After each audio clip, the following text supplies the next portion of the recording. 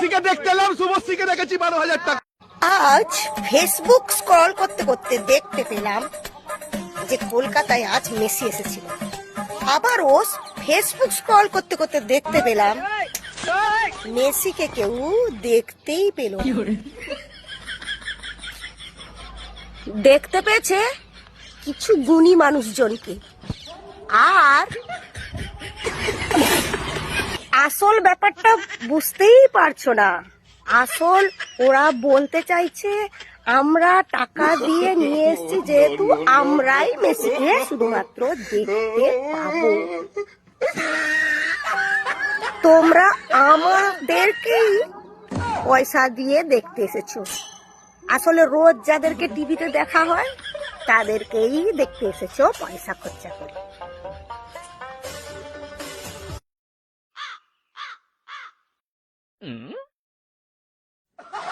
এটা হচ্ছে মানুষদেরকে গুছিয়ে বাজিয়ে অনেকদিন ধরে একটা প্ল্যান করে মানুষকে ওই মাঠে আনা, যেটা সাধারণ মানুষের আইডিয়ার বাইরে। ওনারা যে এত মানুষের ইমোশন নিয়ে খেলতে পেরেছে তাতে কিন্তু ওনারা খুবই খুশি হয়েছেন। কষ্ট কারা পেয়েছে?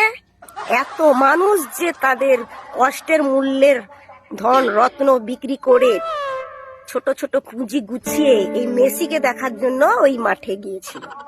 তাদের আরো কিছু কিছু মানুষ রয়েছে দূর দূর থেকে এসে কলকাতায় ঘর ভাড়া নিয়ে রাত থেকে ছিল মেসিকে দেখার জন্য, তার আইডিএল কে দেখার জন্য। ওইটা কি তার বড় পাপ করে ফেলেছিল? তো তাই বলি আইডিএল এর জায়গা থাকুক, কিন্তু নিজের রোজগারের টাকা যেখানে সেখানে খরচা করতে যেও না।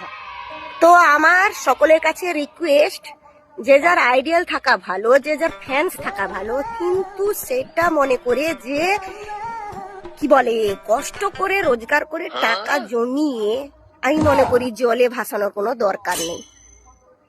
আর একটা কথা, যারা গেছিল টিকিট কেটে তারা দেখতে পেল না, কিন্তু আর একটা কথা যে টিকিটের অ্যামাউন্টটা এতটা বেশি ছিল যে সত্যি সাধারণ মানুষের পক্ষে অনেকটাই বড় অ্যামাউন্ট।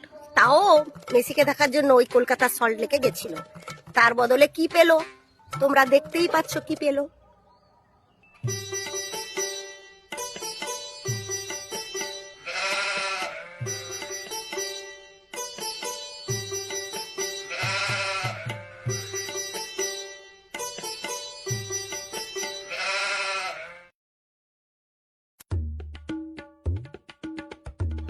আবারও যদি তুমি কোনো দিন অসহায় হয়ে পড়বে, তখন কিন্তু ওই দুর্দিনে ওই আইডিয়াল বা তোমার ফ্যান্স এসে তোমাকে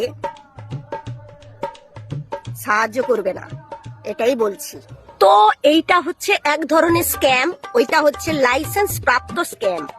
তো এইরকম স্ক্যামে আর পা বাড়িও না, এটাই আমার রিকোয়েস্ট। ভিডিও যদি ভালো লাগে তো বেশি বেশি করে শেয়ার করে সকলের কাছে ছড়িয়ে দাও। তো আবার কোনো ব্লগ, আবার কোনো ভিডিওর সাথে আবারও আসছি। ততক্ষণ ভালো থেকো, সুস্থ থেকো, টাটা। মেসিকে দেখতে এলাম, শুভশ্রীকে দেখেছি 12,000 টাকা।